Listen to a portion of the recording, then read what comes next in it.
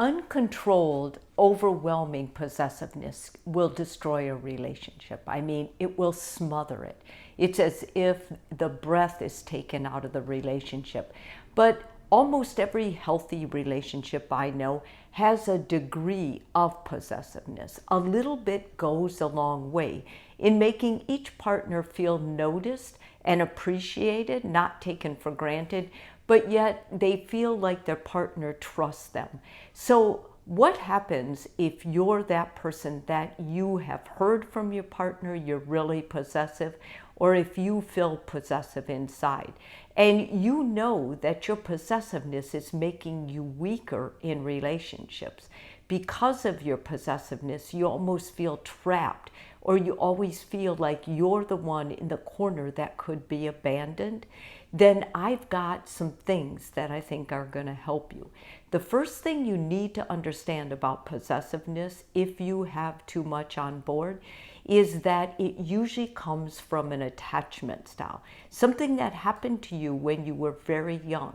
It was a way you automatically or were defaulted into behaving with the parenting style that your parents used for you. So you can have a stable attachment style, and that means that you trust easily. You know people will leave, you know they'll come back, and that bodes well for you. You do well, and in relationships, you automatically have a tendency to trust others, which makes you appear more confident, more in control of yourself. The second one is anxious. Anxious is when you crave a lot of attention. You need reassurance because when people leave, you aren't always sure or comfortable that they'll come back. You feel left out a lot. And not only that, but you feel like people don't notice you as much as you need.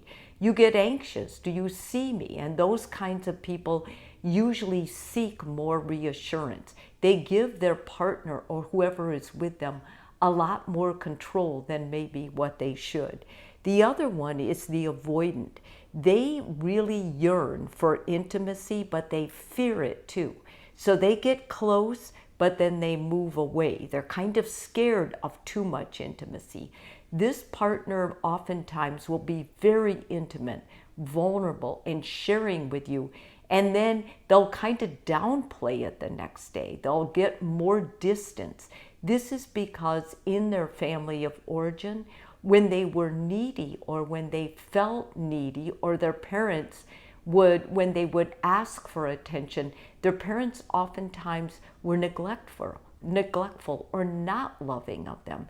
So they learned that when they had it, it was sort of scarce. So they would learn to rip themselves apart first before their parents did, because it was less painful if they withdrew rather than their parents withdrawing them or leaving the situation. And the last one that I think we don't talk a lot about is just disorganized. And that's when there's a push-pull in the person. Like they want you and then they want you to get away. There's always that tension. And that comes from erratic parenting, like parents who maybe they got divorced or something chaotic happened, then there was a boyfriend or a girlfriend, and so the child grows up seeing different attachment styles and responding to that. So that's the first thing that's really helpful, is if you can identify which of those styles you are. And then the second one is, I want you to begin reframing your possessive thoughts. So instead of saying, let's imagine something that your partner doesn't text back. Why didn't they text back? Are they losing interest in me? Or who is this person they're hanging out with? Why are they choosing this person instead of me? Or I should check their social media. I should make sure that they're saying they are doing what they say they are. Or I should make sure on their social media that they're responding in a way that's appropriate and still setting a safe boundary for our relationship. Now, instead of these possessive thoughts taking you over and you reacting, so let's say your possessive thought is, if they cared about me, then they would answer my text right away. Well, what I want you to reframe that is healthy people can care about you and not respond right away. Or let's say your possessive thought is, I need to know what they're doing. Okay, so you would reframe that thought to, I trust them. Their actions will show me who they are. And let's say that your possessive thought that's going around is, they belong to me. They're mine. The healthier thought is, they chose me and I chose them. And for now, that's enough. The more you're able to reframe these possessive thoughts when they pop in your mind, the more control you're going to get over them with a healthier script. The third thing is practice with scenarios. So your partner's spending a lot of time with a new worker. Rather than you just stewing about it and getting angry, I want you to go up to them and calmly ask them, hey, I noticed you're spending a lot of time with this coworker. How's that going for you? And you say it in a neutral voice that's not attacking them, but rather one of curiosity. And you could also, if you wanted to be more vulnerable, you could say, you know, sometimes I get insecure when you're spending so much time with someone else. And I'm just wondering if you can reassure me to make me feel better. When you tell them that's your default or your weakness, they're going to do whatever they can to help you feel calmer and more in control. Because remember, they chose you. They want you. And that means they want all of you. Your truth, even though you think of it as a weakness, can be a real strength for the relationship.